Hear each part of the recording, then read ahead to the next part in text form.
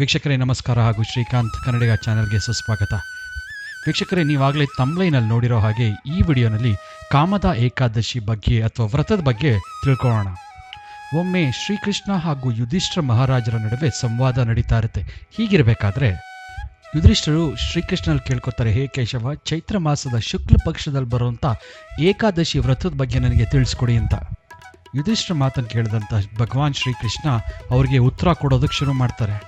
ಪ್ರಿಯ ಯುಧಿಷ್ಠರೇ, ಚೈತ್ರ ಮಾಸದ ಶುಕ್ಲ ಪಕ್ಷದಲ್ಲಿ ಬರುವಂಥ ಏಕಾದಶಿನ ಕಾಮದ ಏಕಾದಶಿ ಅಂತ ಕರೀತಾರೆ. ಈ ವ್ರತ ಮಾಡೋದ್ರಿಂದ ಸಮಸ್ತ ಪಾಪಗಳು ನಾಶ ಆಗೋಗುತ್ತೆ ಹಾಗೂ ವ್ರತನ ಪಾಲನೆ ಮಾಡೋರಿಗೆ ಪುತ್ರ ರತ್ನ ಪ್ರಾಪ್ತಿಯಾಗತ್ತೆ. ಹೀಗೆ ಹೇಳ್ತಾ ಶ್ರೀಕೃಷ್ಣರು ಕಾಮದ ಏಕಾದಶಿಯ ವ್ರತದ ಕಥೆನ ಶುರು ಮಾಡ್ತಾರೆ. ಸುಮಾರು ವರ್ಷಗಳ ಹಿಂದೆ ರತ್ನಾಪುರ ಅನ್ನೋ ಊರಲ್ಲಿ ಪುಂಡರೀಕ್ ಅನ್ನೋ ಒಬ್ಬ ರಾಜ ಇರ್ತಾನೆ. ಗಂಧರ್ವರು ಹಾಗೂ ಕಿನ್ನರು ಇದ್ದಂಥ ಈ ರಾಜ್ಯದಲ್ಲಿ ಎಲ್ಲ ಸುಖ ಶಾಂತಿಗಳು ಇರುತ್ತೆ. ಇದೇ ಊರಿನಲ್ಲಿ ಅಪ್ಸರೆಯಾದ ಲಲಿತಾ ತನ್ನ ಗಂಡ ಗಂಧರ್ವ ಲಲಿತನ ಜೊತೆ ಆರಾಮಾಗಿರ್ತಾಳೆ. ಇವರಿಬ್ರು ಯಾವಾಗಲೂ ತನ್ನ ಪ್ರೇಮದಲ್ಲಿ ಲೀನವಾಗಿರ್ತಾರೆ. ಒಂದಿನ ಲಲಿತ್ ರಾಜರ ಸಭೆಯಲ್ಲಿ ಹಾಡೋದು ಹಾಗೂ ಕುಣಿಯೋದನ್ನು ಮಾಡ್ತಾ ಇರ್ತಾರೆ. ಯಾವಾಗಲೂ ತನ್ನ ಹೆಂಡತಿ ಬಗ್ಗೆ ಯೋಚನೆ ಮಾಡೋ ಲಲಿತ್ಗೆ ಅವನ ಜೊತೆ ಹೆಂಡತಿ ಇರಲಿಲ್ಲ ಅನ್ನೋದು ನೆನಪಾಗುತ್ತೆ. ಹಾಗೂ ಕುಣಿಬೇಕಾದ್ರೆ ಹಾಡಬೇಕಾದ್ರೆ ತನ್ನ ಹೆಂಡತಿನ ನೆನೆಸ್ಕೊಳ್ಳೋದಕ್ಕೆ ಶುರು ಮಾಡ್ತಾನೆ. ಈ ಕಾರಣಕ್ಕಾಗಿ ಅವರ ನೃತ್ಯದಲ್ಲಿ ಅಡಚಣೆ ಉಂಟಾಗುತ್ತೆ. ಹೀಗಿರಬೇಕಾದ್ರೆ ಸಭೆಯಲ್ಲೇ ಇದ್ದಂಥ ನಾಗಗಳ ರಾಜರಾದ ಕಾರ್ಕೋಟಕ ಅನ್ನೋರಿಗೆ ಇದ್ರ ಬಗ್ಗೆ ಗೊತ್ತಾಗುತ್ತೆ. ಇದನ್ನು ತಿಳಿದಂಥ ಕಾರ್ಕೋಟಕ ನಾಗರಾಜ ಏನು ಮಾಡ್ತಾರೆ, ರಾಜನಿಗೆ ಅಡಚಣೆ ಏನಕ್ಕಾಯಿತು ಈ ನೃತ್ಯದಲ್ಲಿ ಆಗಲಿ ಅಥವಾ ಹಾಡಲ್ಲಿ ಅನ್ನೋದನ್ನ ತಿಳಿಸ್ತಾರೆ. ಈ ಕರ್ಕೋಟನ ಮಾತನ್ನು ಕೇಳಿದಂಥ ರಾಜರಿಗೆ ತುಂಬಾನೇ ಕೋಪ ಬರುತ್ತೆ. ಹೀಗೆ ಕೋಪಗೊಂಡ ಪುಂಡರೀಕ್ ರಾಜರು ಲಲಿತ್ಗೆ ಶಾಪ ಕೊಡ್ತಾರೆ. ಆ ಶಾಪ ಏನಾಗಿರುತ್ತೆ ಅಂದರೆ, ಹೇ ಮೂರ್ಖ, ನನ್ನ ಎದುರುಗಡೆ ನೃತ್ಯ ಮಾಡಬೇಕಾದ್ರೆ ತನ್ನ ಹೆಂಡತಿ ಬಗ್ಗೆ ಯೋಚನೆ ಮಾಡ್ಕೋತಾ ಇದೆಯಲ್ಲ, ನೀನೊಬ್ಬ ನರಭಕ್ಷಕ ರಾಕ್ಷಸನಾಗು ಅಂತ ಶಾಪ ಕೊಡ್ತಾರೆ. ಹೀಗೆ ರಾಜ ಕೊಡ್ತಿದ್ದ ಶಾಪ ತಟ್ಟಿದ ತಕ್ಷಣ ಅಲ್ಲಿದ್ದ ಗಂಧರ್ವ ರಾಕ್ಷಸನ ರೂಪ ತಾಳ್ತಾನೆ. ಈ ವಿಷಯ ತಿಳಿದಂಥ ಅಪ್ಸರೆಗೆ ಅಂದರೆ ಲಲಿತಾಗೆ ತುಂಬಾನೇ ದುಃಖ ಆಗುತ್ತೆ. ತನ್ನ ಗಂಡ ಈ ಪರಿಸ್ಥಿತಿನ ಇರೋದನ್ನ ನೋಡಿ ಲಲಿತಾಗೆ ತುಂಬಾನೇ ದುಃಖ ಆಗ್ತಾ ಯೋಚನೆ ಮಾಡೋದಕ್ಕೆ ಶುರು ಮಾಡ್ತಾಳೆ. ಏನು ಮಾಡಲಿ, ಎಲ್ಲಿ ಹೋಗ್ಲಿ ನಾನು ನನ್ನ ಗಂಡನ ಈ ಒಂದು ತೊಂದರೆಯಿಂದ ಬಿಡಿಸೋದಕ್ಕೆ ಅಂತ.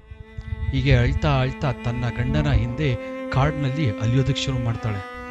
ಹೀಗೆ ಕಾಡಿನಲ್ಲಿ ಅಲಿಬೇಕಾದ್ರೆ ಒಂದು ಸುಂದರವಾದ ಆಶ್ರಮ ನೋಡ್ತಾಳೆ. ಕಾಡಿನಲ್ಲಿ ಒಬ್ರು ಶಾಂತ ರೂಪದಲ್ಲಿರುವಂಥ ಮುನಿ ಕೂತ್ಕೊಂಡು ತಪಸ್ ಮಾಡ್ತಾ ಇರ್ತಾರೆ. ಹೀಗೆ ಮುನಿನ್ ನೋಡಿದಂಥ ಲಲಿತಾ ಅವರ ಎದುರುಗಡೆ ಹೋಗಿ ಅವರಿಗೆ ನಮಸ್ಕರಿಸ್ತಾ ಅವ್ರ ಬಗ್ಗೆ ತನ್ನ ತೊಂದರೆಗಳನ್ನ, ತನ್ನ ಗಂಡನಿಗಾದ ಶಾಪದ ಬಗ್ಗೆ ಎಲ್ಲ ಹೀಗೆ ಶಾಪದ ಬಗ್ಗೆ ತಿಳಿಸಿದಂಥ ಲಲಿತಾ ಆ ಮುನಿ ಹತ್ರ ಕೇಳ್ಕೊತಾಳೆ, ಹೇ ಮುನಿ, ದಯವಿಟ್ಟು ನನಗೊಂದು ಉಪಾಯ ಕೊಡಿ, ನಾನು ಏನಾದರೂ ಮಾಡಿ ನನ್ನ ಗಂಡನ ಈ ಕಷ್ಟದಿಂದ ಪಾರು ಮಾಡಬೇಕು ಅಂತ.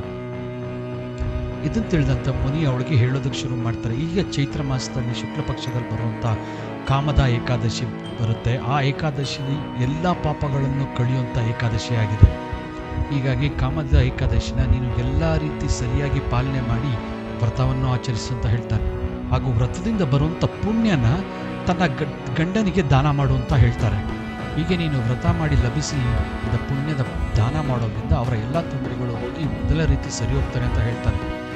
ಇದನ್ನು ತಿಳಿದಂಥ ಲಲಿತಾ ಬಹಳ ಶ್ರದ್ಧೆಯಿಂದ ಕಾಮದ ಏಕಾದಶಿನ ಆಚರಣೆ ಮಾಡ್ತಾಳೆ.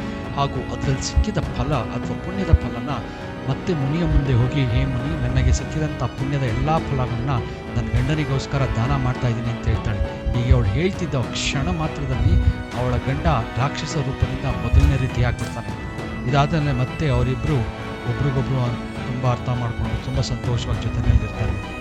ಹೀಗೆ ಹೇಳ್ತಾ ಶ್ರೀಕೃಷ್ಣರು ತಮ್ಮ ಕತೆ ಮುಗಿಸ್ತಾರೆ. ಕತೆ ಮುಗಿಸೋದಕ್ಕೆ ಮುಂಚೆ, ಹೇ ಯುಧಿಷ್ಠಿರ, ಯಾರು ಈ ಕಥೆನ ಕಾಮದ ಏಕಾದಶಿ ಕಥೆನ ಕೇಳ್ತಾರೆ ಅಥವಾ ಇನ್ನೊಬ್ಬರಿಗೆ ತಿಳಿಸ್ತಾರೆ ಅಥವಾ ಅವರೇ ಕೇಳಿಸ್ಕೊತಾರೆ, ಅವ್ರಿಗೆ ಎಲ್ಲ ರೀತಿಯ ಪುಣ್ಯಗಳು ಸಿಗುತ್ತೆ ಅಂತ. ವೀಕ್ಷಕರೇ, ದಯವಿಟ್ಟು ಈ ವಿಡಿಯೋನ ಶೇರ್ ಮಾಡಿ. ಈ ಕತೆ ನೀವು ಪೂರ್ತಿ ಕೇಳಿದ್ರೆ ನಿಮಗೂ ಒಳ್ಳೆಯದಾಗಲಿ. ಕೇಳಿಲ್ಲ ಅಂದರೆ ಮತ್ತೆ ಇನ್ನೊಂದ್ಸಲಿ ಕೇಳಿ. ನಿಮಗೆ ಯಾರಾದರೂ ನಿಮ್ಮಲ್ಲಿ ಗೊತ್ತಿರೋರು ಏಕಾದಶಿ ವ್ರತ ಮಾಡ್ತಾಯಿದ್ರೆ ಅವ್ರಿಗೆ ಈ ಕಥೆನ ಅಥವಾ ಈ ವಿಡಿಯೋನ ಫಾರ್ವರ್ಡ್ ಮಾಡಿ ಅಂತ ಕೇಳ್ಕೊತಾ ಈ ವಿಡಿಯೋನ ಮುಗಿಸ್ತಾ ಇದ್ದೀನಿ.